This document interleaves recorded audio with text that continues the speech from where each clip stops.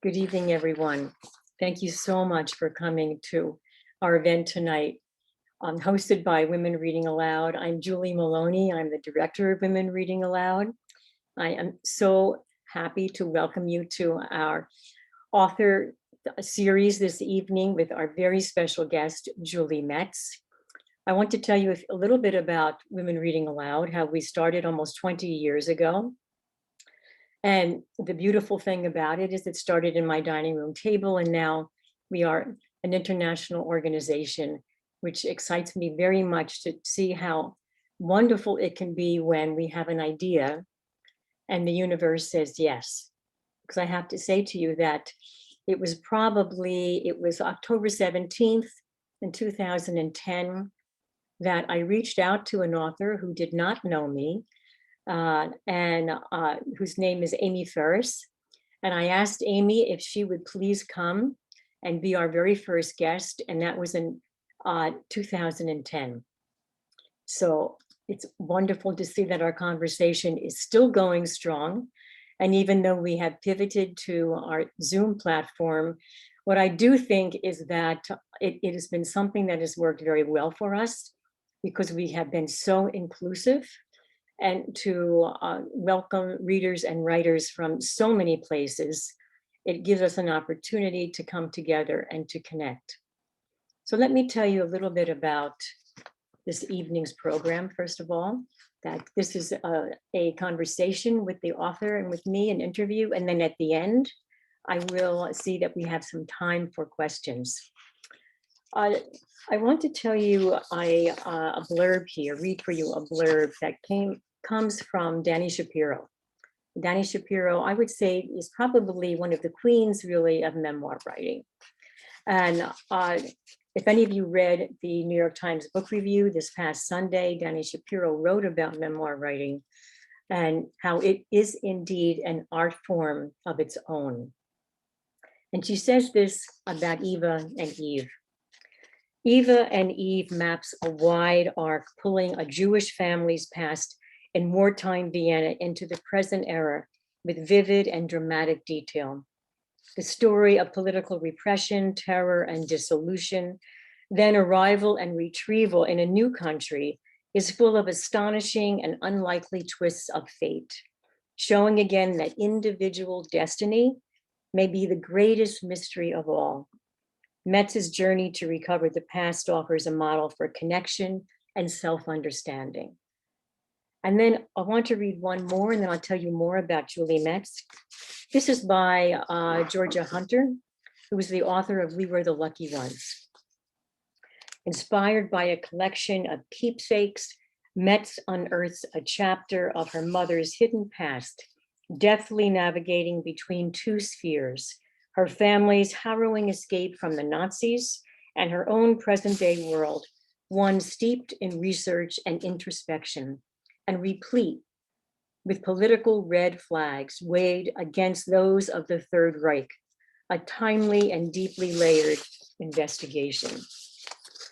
Julie Metz is the author of the newly released memoir, Eva and Eve, and the New York Times bestselling memoir, Perfection, a Barnes & Noble Discover Great New Writers selection. She's written on a range of women's issues for publications, including the New York Times, the Huffington Post, Dame, SheKnows.com, Salon, Redbook, Glamour, and Coastal Living, and many more.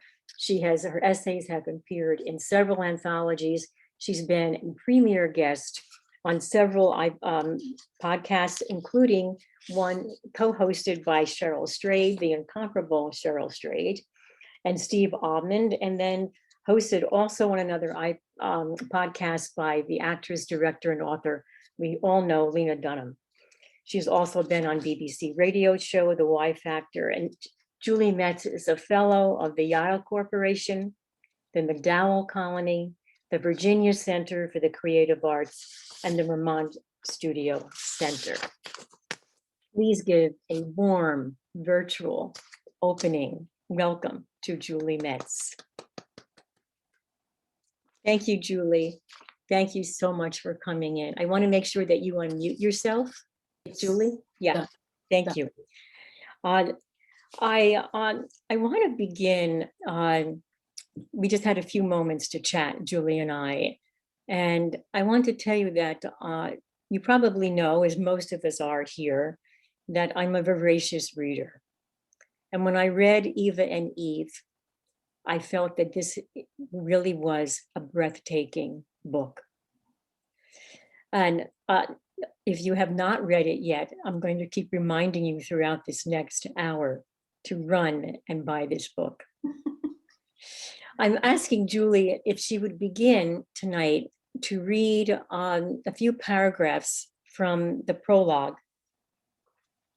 You will see that from Eva and Eve, you'll see how I have all my Post-its here, because there are so many pages.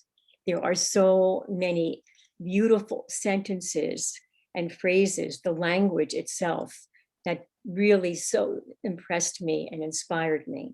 So Julie, welcome, and would you read for us part of the prologue? Yes, thank you. Thank you so much for having me. It's really a pleasure to be here with all of you tonight. And I'm going to read just the very last paragraphs of the prologue. And here we go. The real miracle, one that kept me up at night during my childhood and into adulthood, is that they got out of Vienna at all, let alone with visas to the United States. Years after my mother's death, the story still troubled me that her life, and therefore mine, hung on such a slim thread of good fortune, one that was denied to so many equally worthy people deported to extermination camps. The luck of my family's survival wasn't entirely comforting, as it depended on the generosity or intervention of people I could never know, the employees at my grandfather's printing factory who produced an item of paper packaging vital to the Third Reich war effort, relatives in the United States who vouched for the Singer family and helped with the cost of boat tickets to America, a mysterious vice consul at the United States consulate in Vienna who granted a visa, and perhaps even some Nazi officials who were open to negotiation or bribery. My mother's keepsake book felt like a challenge, as if she were asking me to tell our family's story to those people of her adopted country, people who may have forgotten that we are a nation of both adventurers and reluctant refugees, and that there could be quiet greatness in following one woman's journey from one name to another, from Eva to Eve. Thank you, Julie. The words that stand out for me here that I want to ask you about to begin, you talk about that my luck of my family's survival wasn't entirely comforting. And then you go on to talk about these people that you may never meet. And yet you did find people that helped you enormously with the research of this book, which we really will go into in a few moments. But do you feel that you wrote this? Tell us, I want to know why you wrote this story, what motivated you, and was part of the reason to understand yourself more fully? That's a good question. The answer is I definitely did want to understand my own life, but I also wanted to try to understand my mother, who was a very complicated woman, and we had an often fraught relationship. Not all mothers and daughters get along perfectly, and I wanted to understand how much of her was in me, and how that experience was kind of shared. The real motivation, I mean, the inciting incident, as it were, is that shortly after she died, I was going through her belongings and I found a keepsake book that was hidden in a drawer. And it really was one of those moments where you realize you thought you knew somebody and you didn't, that there was this other part of them that they had kept hidden away. And the keepsake book, I later found out, it's called a poesy album. They were wildly popular in Germany and Austria in the 1920s, 30s. And the equivalent would be an autograph book that, you know, you get your friends to sign, or your relatives or your teachers. And so this was just a little keepsake book. There are archives full of them now, but that I have seen. But at the time, I had no idea what this was. And more startling, my father had never seen it. And my parents were married for over 5 decades, and he'd never seen this book. And so then I understood, once we realized what it was, that it was this keepsake book of her little friends, relatives she never saw again, you know, that it was really one of the only objects, personal objects, that she carried with her on the journey to America, and that it really was a life that she had to leave behind.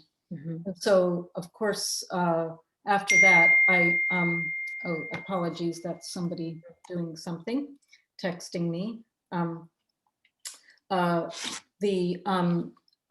was so motivated to try to understand the origin story and the parts of her childhood that I didn't know anything about, and there were many. So that was really the beginning of it. And then I found a research partner that they helped me enormously. And the answer is yes, I was helped by so many people, and really was just bowled over by the generosity of all those people who helped me. I'm not a historian, you know, I wasn't trained as an historian, but they helped me become one. So You also, thank you, Julie. You also include here not only the work as a memoir writer, but also as someone who perhaps is a novelist.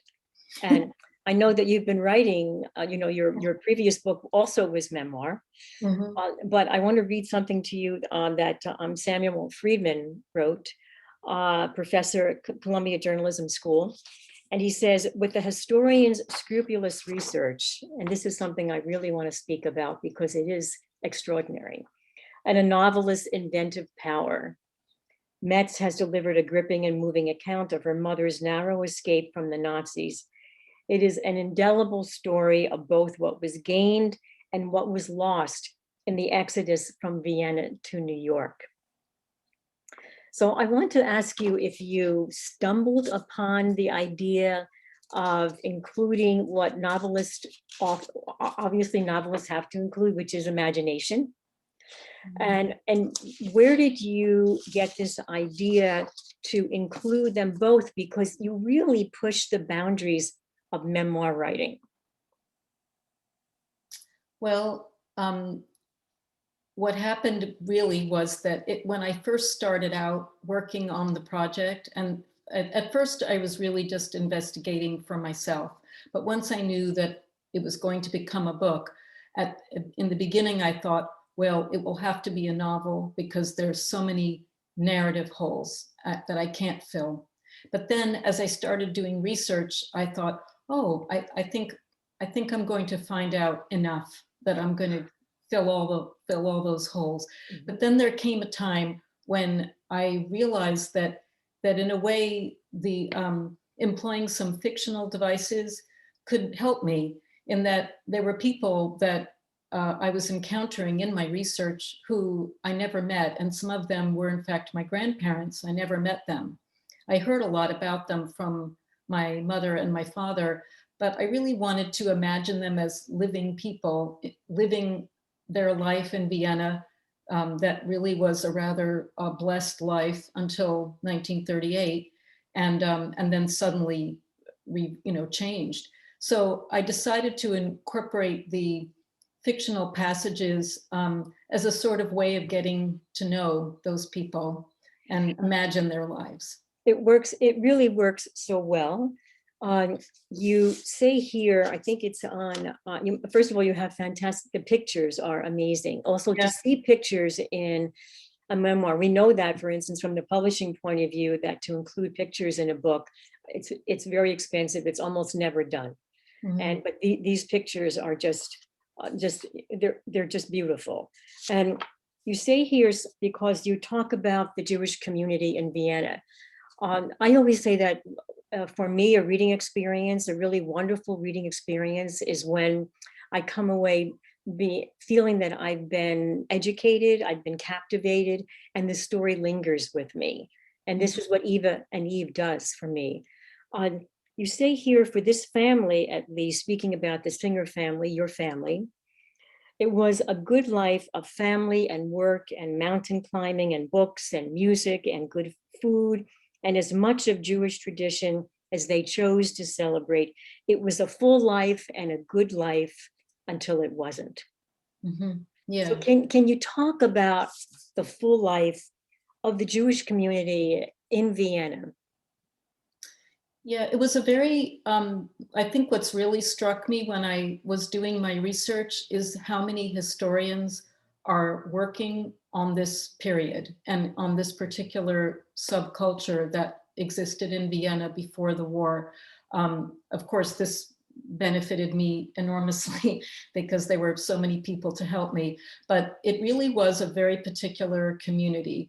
It was people who had come originally from an area called Galicia, which it's sort of maybe now part of Ukraine, Poland, you know, sort of straddles a lot of little zones that don't exist anymore. The borders have changed, but they migrated to Vienna for the same reason that people flock to cities everywhere in the world. They're looking for work, but in Vienna also because of its location in Central Europe, it really was this cultural mecca, and the Jewish community thrived. So they were active. They represented at their height about 10% of the population, so 200,000 Jews in a population of about 2 million Viennese.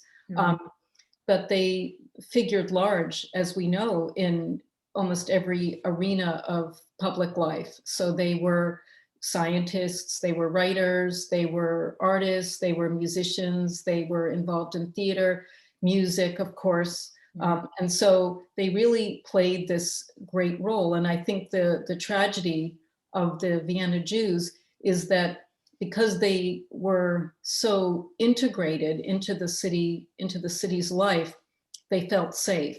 And they felt safe even though there were terrible things happening in Germany just next door. Yes. And they felt safe really until March 38. Some people did leave earlier, but you know, there were still 200,000 Jews there in March of 1938 who thought somehow that this would pass, that they would be able to continue their lives. And one of the photographs I included in the book is for me extremely poignant. It's my grandmother's membership card in a mountain climbing club. For those who haven't read the book yet, there is a mountain climbing theme that is important. And it's her membership card, and it's her membership card issued in January 1938. So in 1938, you know, at the beginning of the year, they re-upped their membership in this Jewish mountain climbing club because they believed that they were going to be able to go on adventures just as they always had. So everything changed very dramatically 2 months later in early March of that year. So it really is it was a success story, a cultural success story, but then also a tragedy. Yes. You know, the success story that as a reader, as I was looking at this book, and you even use the word luck in the beginning in prologue that you just read, part of it. And as I was reading along, I kept thinking, and you mentioned it, of how your family, the Singer family, they happened upon fortunate circumstances in a way that was almost baffling. And did you, as you were looking at this, as you were researching, were you surprised at the immense good fortune that they, you know, good fortune I'm using that term really very loosely, against a very dire background. Were you surprised that you were finding that the good fortune that they had, one of which I'm talking about, they had the economic security to, for instance, have their sons sent to England? Can you talk about that? I mean, that decision making to have your mother's brothers sent to England? Yeah, so the at that time, it was still possible to send your children away to boarding school if you in England, and there were some relatives in England. So one of the good fortunate things was that the diaspora was already beginning, so that some people had left Austria and other countries and had gone to live in London. There were other relatives in Argentina, so people were spreading around. But there were these relatives in England, and that was where my uncles were sent in the fall of 1938. One thing that really haunted me for a long time was why my mother didn't go Yes, at that yes, time. It would have been the safest thing to do, but if you knew my mother, she was very stubborn and very strong-willed person. And when I spoke to my father about this, he said she just refused to leave. She insisted on staying. And I've often thought that if she had gone away with her brothers, she would have been safer. She would have been spared a lot of the terrorizing experiences that she had to witness. But sometimes I wonder if her parents would have had the persistence to try to get out. That I often feel that what gave them courage and really motivated them was that they had this child, yes, and that they would try anything and do anything. If it had just been themselves, you wonder if they would have given up. And a lot of people, of course, did give up, yes. especially older people. I want to move to the paper fan and the Yes, factory. yes. It's such, I haven't. yes, yes, I really want you, oh, I'm so glad you have it, because as you describing it, I read it a few times and I was so trying to imagine this, because in many ways it just about, what's one of the reasons from my point of view as a reader, it seemed to save your family's life. Mhm. Well, it's a funny thing because my family, this is going to be, if my daughter continues on the path that she's on now, this will be the fourth generation of the family in the ink and paper business. So I'm very attached to paper. Mhm. And in fact, I will show this little object. Oh, great, good. This is the paper fan that appears in the story. And what this was, it was something that was used to package powdered medicine in the period before pills came into use. So I hope you can see Yes, that it's it's sort wonderful. of many sheets of paper that have been cut and folded and glued to each other in such a way that you have these pouches. And the idea was that the pharmacist would hold it like this. They had a little ball syringe to inflate these pouches, and then the powdered medicine went into each of these channels, and then they would peel off as many as the patient needed for dosing. Mhm. And my mother would describe this thing. Of course, she had no visual to show me because everything had been left behind, but she would always talk about it as the thing that saved the family. And the reason for this was that during the war, by the time the war began, the metal was being rationed. This was how pills were dispensed in little metal packaging. So this little humble paper item was still being used, and the Nazis needed that factory to run. It was a small but important factory in this residential area in Vienna. And so the story that my mother always said was that he was saved from deportation because they needed him to run the factory. Yes. I would ask her, well, why? And she said, well, the new owner couldn't operate the machine. I was like, well, thinking to myself, well, how complicated could a machine be?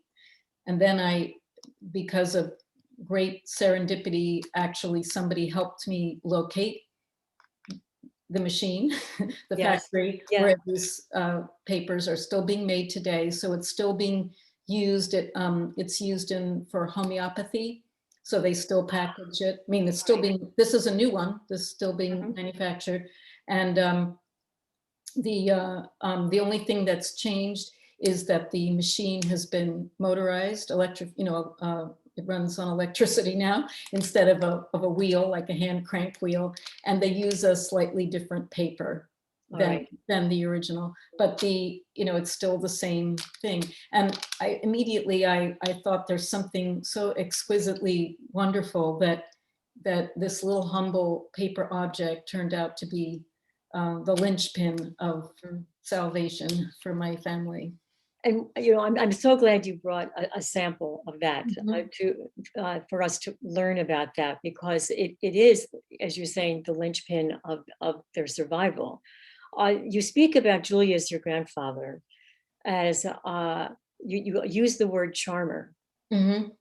and that he obviously had a very particular personality that people were drawn to him. And even when you speak about the factory, you write about the factory. I want to know, what was your emotional experience when you did go to this factory Mhm. and you believe, I mean, tell us, I mean, you actually, I think that you said you actually felt that you saw the exact machine. Yeah. So again, my mother had described this machine as somehow so complicated that they needed him to run it. And of course, always in my mind, I'm thinking, well, that must be some machine. Well, Yeah. so the person I met, whom you will meet when you read the book, is a person we met on the internet. So, miracles can happen Yes. on the internet. Um, he is the person who occupies the space that was once my grandfather's factory, and he runs a small film company out of that space. So I've been able to see the interior of the factory spaces, some of which is remarkably preserved. Mm. And then when I described this object to him, which I did early on, I said, my mom always told us about this thing. It looks like a paper fan. I don't know, maybe you can help me.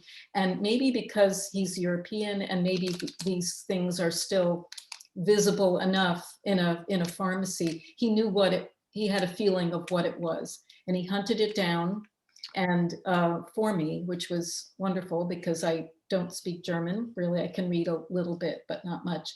And then when I finally was able to go over and visit, he took me on a tour of a factory that's a small family-owned factory on the outskirts of Vienna, where I believe it is the machine. I believe this because when I saw it, it was so clearly a one-off. I mean, it was something that was very old. It had been tinkered with. You could see all the repairs that had been made. They'd been made by hand, and the original old wheel was still on there. So you could see that this thing dated from a time, long before any kind of mechanization. And, amazingly, it's still it's still operating. The other clue was that the people who were running this factory had a collection of they're called dies, so it'd be like a stamp to personalize these items for each pharmacy that wanted to buy them. And one of the dies was a pharmacy that in fact is still open, it's still operational, and it's about 4 streets away from Oh, where my goodness. mother grew up. And I thought, okay, I This, think this is the you one. found it. You found Yeah. it. Am I Mhm. positive 100%? No, but you have that feeling, and it seemed pretty conclusive. Yeah. But you mentioned some in this book that Julius was smart enough to realize that if he slowed down the process of teaching Mm. the man who was placed by the Nazis to take over this factory, if he slowed down the teaching process, that he was going to buy more time for his life and his family's life. Yeah, the problem was that when Adolf Eichmann arrived, who was Hitler's Mhm. sort of ambassador to Vienna and basically was assigned to deal with the so-called Jewish problem. And he set up shop in Vienna. He set up a bureaucracy that was so excruciating. People often talk about something that feels Kafkaesque, but I think this truly was. It was never designed to be easy. The goal was to strip you of all your money and your business and your property and then kick you out with nothing. But that process of being stripped was quite lengthy. And to get a visa, to get a passport and to get a visa out and to pay all the invented taxes and penalties that they charged people who were leaving, it really took time. So, I mean, in this case, in the case of my family, it took 2 years to get a passport and a visa. You speak about, I mean, there's so many people that you bring into this book, and I began to feel that I was having this such warm connection to some of these people that you mentioned, such as Sylvester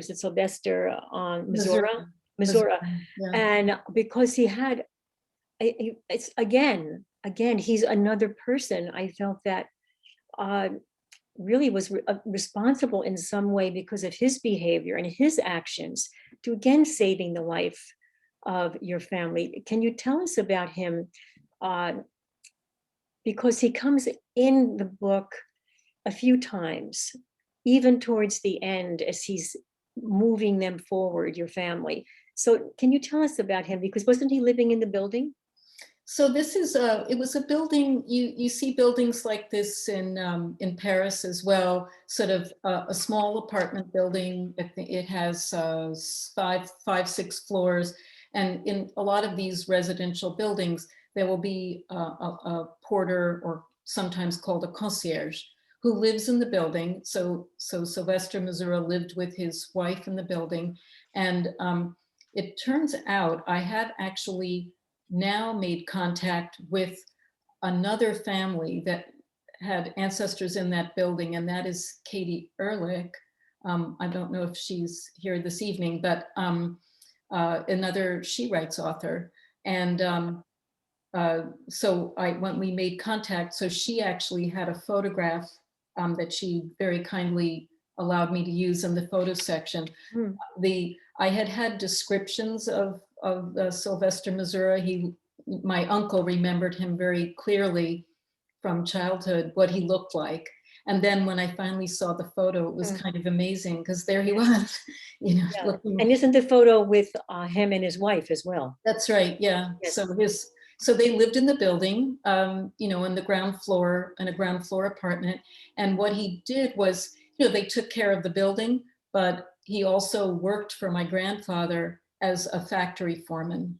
So he had two roles in the building. And of course, that's what turned out to be so important, was that he had a very strong connection to my grandfather. And my grandfather was something of a socialist. So even though he was an upper middle class man, he had worked in Vienna, in the city, doing work with workers' organizations. And he was very much part of what they called Red Vienna, which was the Social Democrats. It was a political party. I guess it'd be now like the Green Party. In fact, during that era, they did a lot of progressive things. They built housing for workers, improving living conditions, which had been terrible before. So this was all a movement that was ongoing. And then, of course, the Nazis came, and that was the end of that. Vienna is now sort of back to that. Sort of interesting that it's voted one of the most livable cities, in part because it has a very progressive housing policy. So, but that was very much a part of it. I think that he had relationships with his employees, and so his employees supported him, which I think made a lot of difference. So we're actually going back again to the charm, the personality of your grandfather, that people were helping him. There's someone else, and I don't think I would use the word charm necessarily when we go to the topic of the visas. and you Mhm. speak about the character here, Donald Brown. Mhm. And I, even as I knew the ending of this book, because we know that Ava becomes Eve, so I knew that they were going to get out. I must tell you, because you wrote that again with such suspense, and you were giving us the again almost the view from the experience of a novelist as she's writing. And I'll go back to the mountain climbing, because you mentioned that in the beginning. And how did the mountain climbing, tell us how that really created this link, if you will, between Mhm. your grandfather and this very young man, again, who also had the power to allow your family to keep on living. Mhm. So, well, when I first, my mother saved everything, which was, it helped me a lot. The Yes. things that helped me was that she saved all the documents, and also that this very remarkable photo collection survived intact and made it to the United States. It's quite unusual Mm. how intact it is. Donald Brown, when I was growing up, I would occasionally get a peek at these Third Reich passports that were sitting in my mother's jewelry drawer. So she saved them, and she didn't hide those away. Those she kept in the Mhm. drawer, and I had seen them. But when I was growing up, it was almost like they were toxic, and that touching them might cause damage. So I never really looked at them until in detail until after my mother died. And I saw the name in the back, this person, Donald W. Brown. And of course, I was wondering who was this person who had to make these life and death decisions, and how did why did he let my grandparents out, who really were not ideal immigrant material. So what the United States wanted, the quotas were terrible at that time, truly terrible. And something like now, unfortunately. Um, and what they were looking for was young people who could work. And my grandfather was not young. My grandmother was younger, but she hadn't worked in many years. She'd been a housewife. And my mother was a young child. So I thought, what could have made the difference? So when I started investigating Mr. Brown, I wrote to the State Department and asked if they had any information about him. They gave me his name and told me a little bit about his educational background. And then I do remember the next morning, I was having coffee at breakfast, and I just typed his name into Google, and I thought, Mhm. oh, well, we'll see what happens. And the only hit was an obituary of the American Alpine Club. And I will tell you, I nearly fell off my chair right there. And the reason for that is that my grandfather had been a very avid mountain climber, hiker, amateur, but, Mhm. but passionate amateur. And of course, in Austria, you're living surrounded by the Alps. So Yes. everybody did this. This was just Mhm. normal weekend in Vienna. You went off and you climbed here, you climbed there. There were all kinds of places to go within just a few hours of Vienna. But in the United States, it's definitely a more rarefied pursuit. We're a very big country. We have all kinds of landscape in this country. I have personally never been to the Rocky Mountains, Mhm. and so it's possible to never have that kind of experience. But when I read this obituary, I realized, oh, there's this connection, and that connection, I could feel it, that it meant something. And so I Yes. started investigating his life and discovered that this man who had gone to Harvard, very prestigious kind of old New York family, went to Harvard, Columbia Law School, seemed to have a life all planned out for him, decided instead he would go into the Foreign Service, and found himself in Vienna at this terrible time. I know that he helped other families because I've connected to at least one other family, and that it's sort of, he was a very complicated man, and maybe not a very good husband, and maybe a sort of not so hot father, but when placed at this crucible of history, Mhm. he stepped up, and that was really quite a remarkable story to discover. And wasn't he, I mean, I think if I remember correctly, wasn't he only 30 years old? Yeah, he was He a was very about young 30 man. years old. And so Yeah. so there's this 30-year-old man working at the American consulate's office. And and your father, your grandfather and grandmother arrive there. And I kept thinking, this is such incredible, what, synchronicity or good luck again. Here we go back to that word of good luck. Mhm. That isn't there a photo on the desk? Well, this Uh, is a scene that I invented. yes, but Because, I yeah, love I, that. I invented the scene. And Yes, my reason for doing that is that when I spoke to some of the researchers, I asked them, so I said, well, how did people get appointments at the consulate? And they said, well, it's just like now. It's, you know, somebody who knows somebody. So I thought, oh, what would my grandfather have done? He would have called up all of his friends, anyone he could who might have had a connection that could help him. And then I realized, oh, of course, it would be somebody from his mountain climbing days, or maybe it was a client of his who helped him get that appointment. And then, of course, the connection that you would was a human connection, and that, of course, I decided to treat as a fictional scene because who knows, you know, who knows what really happened. But I yes, thought these two lives, so disparate, could not be more different. They overlapped for maybe 15 minutes, and the result was, you know, that my family was saved, and you know, it made all the difference. Then, of course, I discovered that, in fact, this man lived not very far from me, where I live now, uh, and that he lived in the hut. You know, he ended his life young, unfortunately, um, in the mountains just north of the Catskills, between the Catskills and the Adirondacks. So I feel kind of close to him in a strange way.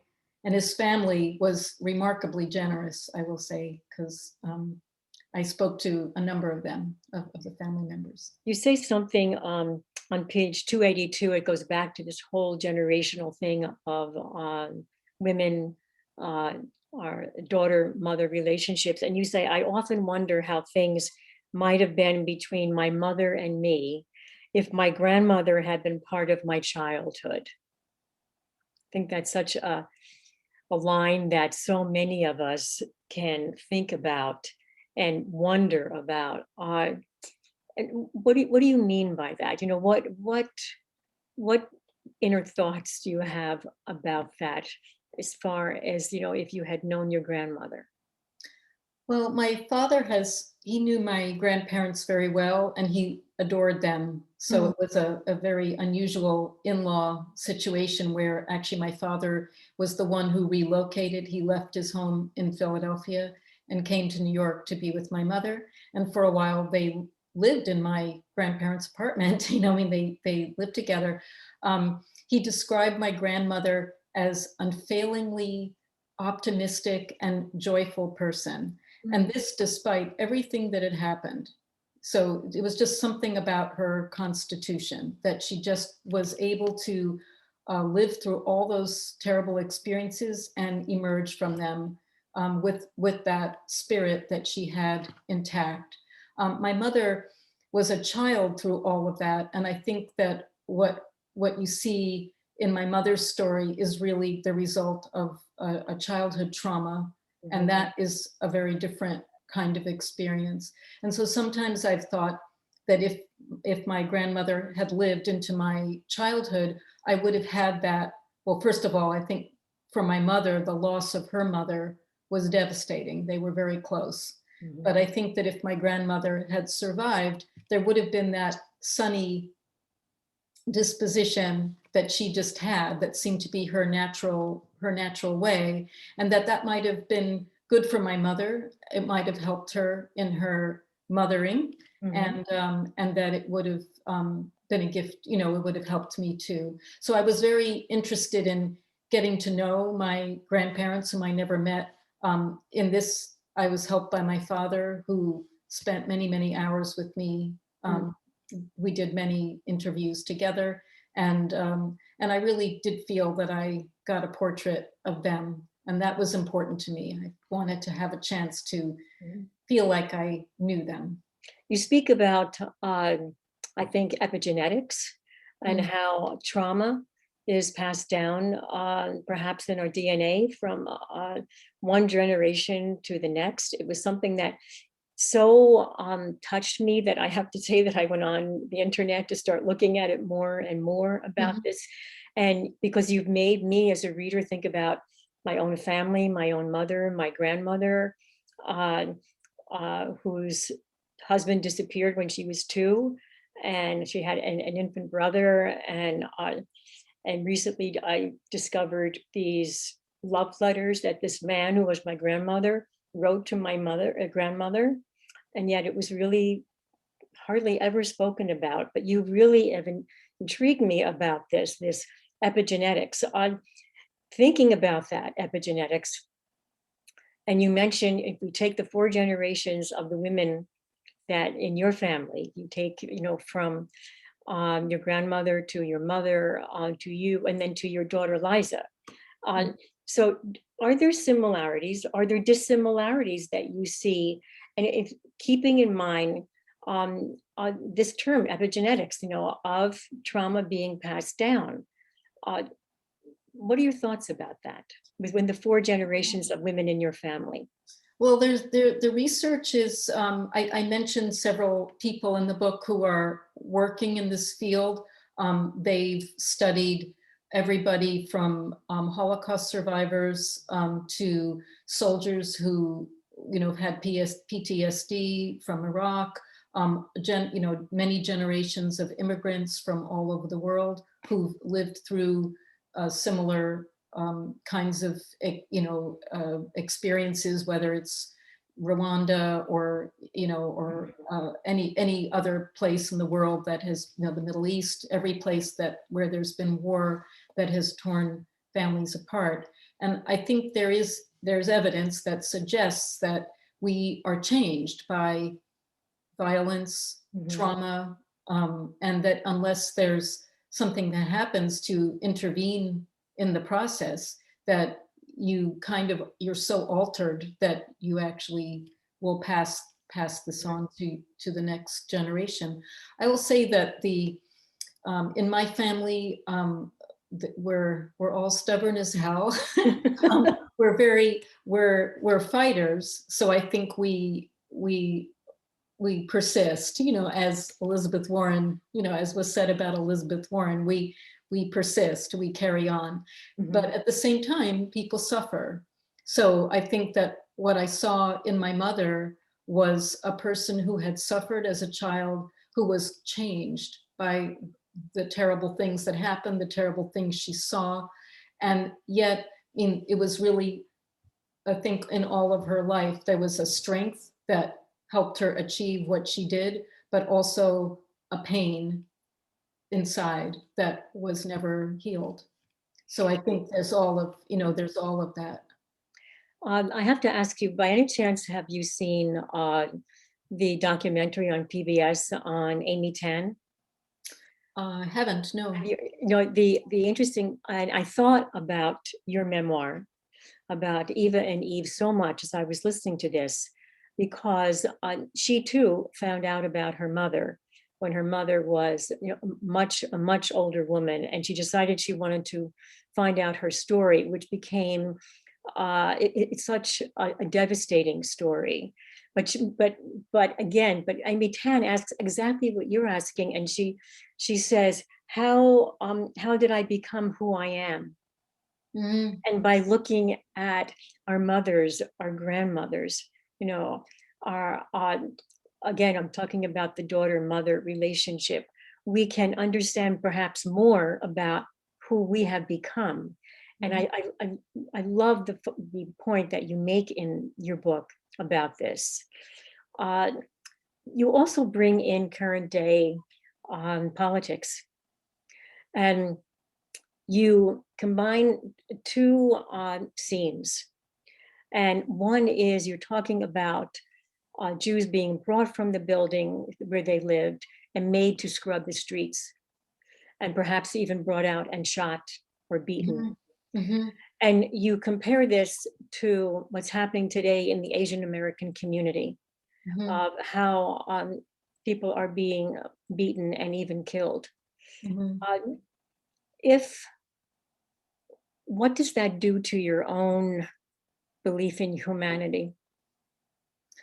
Well, I mean, the last few years have been at times a real struggle for me. I was finishing the book during a period when we really saw a lot of violence and hatred towards immigrants, and you really just saw it was outrageous to me, but also terrifying to me to think that, once again we were right back where we'd been, back in the 1920s, back in the 1930s, when there was this kind of looking at people who were not, American as somehow other.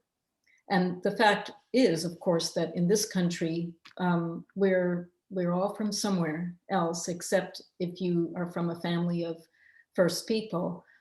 Your family came from somewhere else, and there's been a long history of this kind of anti-immigrant fervor that has sort of come up in waves and then subsided and then come back up again in waves. And it was very distressing as I was working on this research.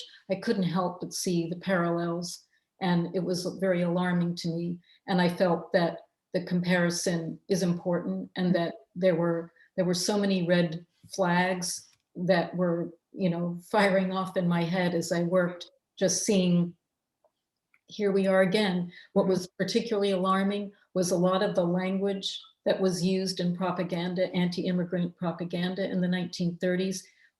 All you have to change is Jews and just replace it with, the present day, Mhm. whether Mhm. it's people from the southern border or Asians, or any Mhm. group that is being currently victimized.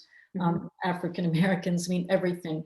Mhm. It's just the same. The language hasn't changed, and it is very alarming. How do I have hope for the future? I do. Yes. I do, because last summer, I would say the summer of 2020, which was a terrible time with the pandemic, but it Mhm. was also a time when people took to the streets Mhm. and really made it clear that this couldn't continue.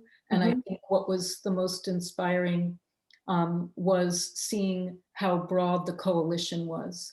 So I Mhm. think there's a lot of work to do for Mhm. sure, and we're not out of the woods in any way. Yeah. But I did take great comfort from that, to see that people are understanding, and that they understand that we need to continue to fight against this kind of language and behavior. It's just, Mhm. A few years ago, I was actually in Austria, and I was in the town of Linz on a walking tour, a beautiful small little town. You know of it? I know what it looks like. I've just seen photographs, but I've never. Yes, and I was with the guide, and he talked about how after the war, so few Jews returned to to the community, and so then I was walking alongside of him having a private conversation, and I said to, "Oh, why did not they come back?" And he said these words that struck me, and this is 2 years ago, and they stay with me. He said, "It takes a long time for people to change." Mhm, And as I said, it stays with me. Do you mhm. think it takes a long time for people to change? I do. I don't know if you recall in the book, but I'm in the process now, actually, of applying for a restoration of Austrian citizenship. Yes, And yes, I see it, well, you apply for the citizenship, but I yes. see it as a restoration. I don't know. I did write an essay about this, for Mother's Day, in Tablet magazine. I'm not sure what my mother would have thought of my brother and me applying. Of course, my child can also apply, and that could be, you become an EU citizen. It's a beautiful thing. Yes. Um, I would say that when I first began the process, it was, I really felt, I thought about it a lot, and I thought, there is a part of me that feels very much European. Mm, And that's on my mother, from my mother. She raised us, I mean, she was European in the end. She was American, but she yes. had a European spirit. She raised us in quite a European way. And I feel great kinship to Europe and to the history. And I thought, when the law passed, I thought I would like to reclaim this for myself, that it's important. Have I forgiven Austria for what its involvement in the Third Reich? No, I have not. But do I like the idea that a whole lot of Jewish people are also embarked in this process? I know, because I'm part of a Facebook group and there are many people applying. I like this idea very, very much. And I think this is how change happens. Change happens when we live in a diverse community and we have lots of people. Mhm. Before, if Austria is a very conservative country, and it could remain like that unless people are willing to re-engage and go back. But yes, very few Jews did return. From the time you started this book, and then we are going to open it up for a few more questions. From the time you started this book and you looked at it through a very particular lens, and then now it is on the bookshelf and it's being raved about. Are you seeing your own life, your mother's life, your relationships? Are you with your mom and even with your daughter? Are you seeing it now at the end of this book through a different lens?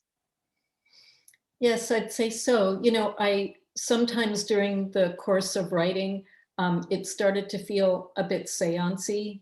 I would sometimes feel my mother's presence in a way.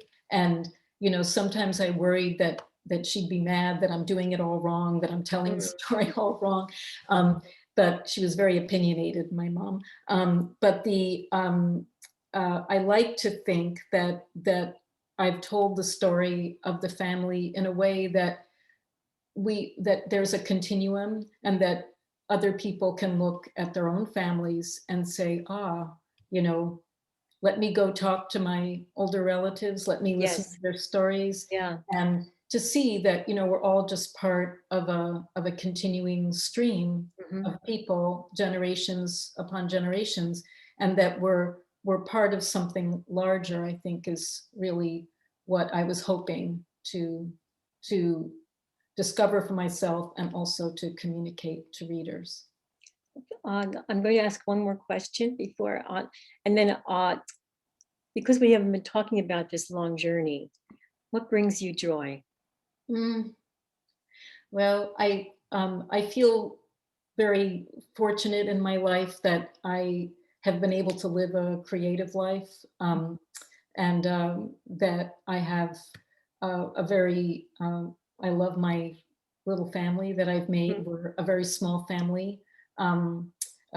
My husband died when my daughter was quite young, and then I met a new partner, and he and I have been together for a long time now. And it's a great comfort to me that you can kind of rebuild a family, and that we have, I think, a very nice family. And so that's been wonderful. I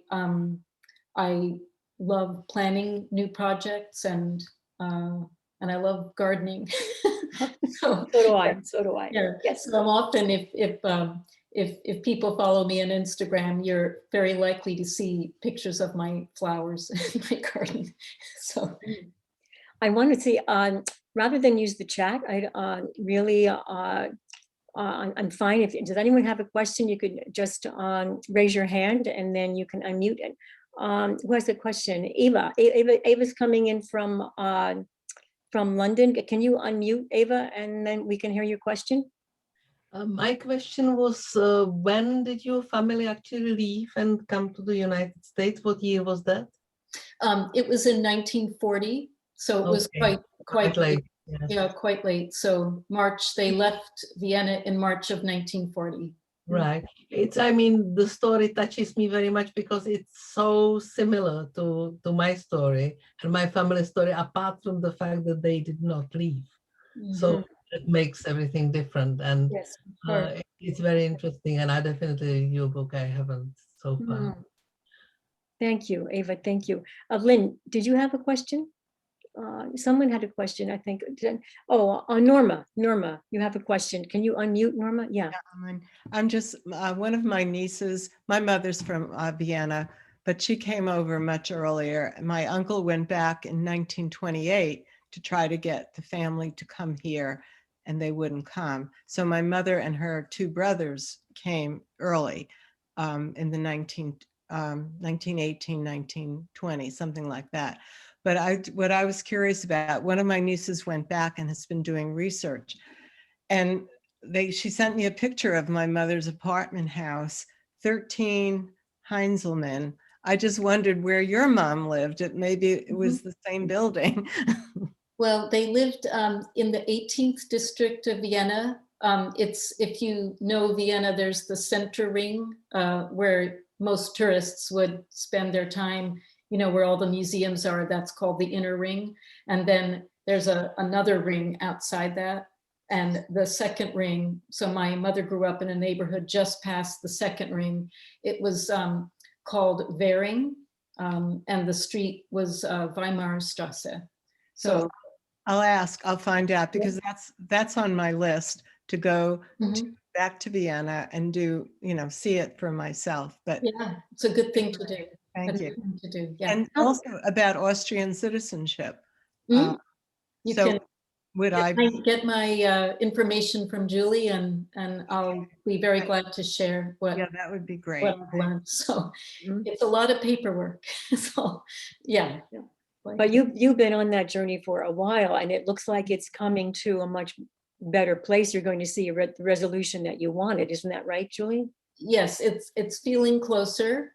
So I would say all my documents are in, my brother's documents are in, and now we're just waiting for them to process. But of course, I think a combination of the pandemic and the Austrian government probably underestimating the desire is causing some backlog. But I feel it's going to happen within this year, within 2020. Wonderful. Yeah, wonderful.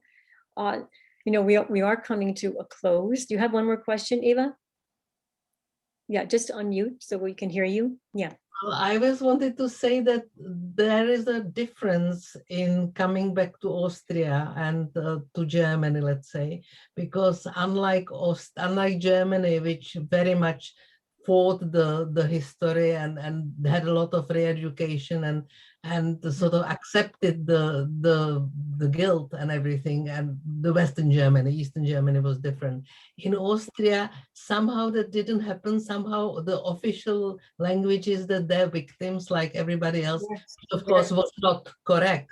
Yes, as I know from the history. And so it is, I think I understand why Austrian Jews maybe did not want to come back, because there was never this recognition of the guilt and of something needed to be changed. Yeah, only very recently, I would say it's been very, very recent that the Austrian government has really acknowledged the role of, their participation. For a long time, that is exactly how they portrayed themselves, was as victims. Yeah. Thank you. I do want to say that even though there is so much history in this book, and it is memoir, and it is woven together with actually the voice of a poet, I must say. And I don't know if you've ever been accused of being a poet. We have several poets here on the screen, but the language is exquisite. The story has its own power, but I think that a story, and we all have stories, but a story is as powerful as the strength in the language. And so I believe that this is why the story is so exquisite on so many levels. Again, because you can see, I think all of us can see how much we've learned tonight, and what is captivating, and how we are informed, and how a story lingers with us. So Julie, tell us, can you share your website with us? Yes, so my website is juliemetz.com, all one word. Mhm. And I do post a lot on Instagram, which is Julie Metz Writer. There was another Julie Metz out there, so I had to tack on the writer. So Julie Metz Writer. And I do post often other photographs that I wasn't able to include in the book, and other kinds of information like that about my travels during research. And I hope you'll find me there. Oh, Enjoy. thank you. Yeah. Thank you so much. Can we give a virtual applause here, everyone? I have to say again how much I love bringing authors to the community. I think to get inside the creative mind and hearing what it is that moves this particular person, this artist, to go to the page is thrilling for me.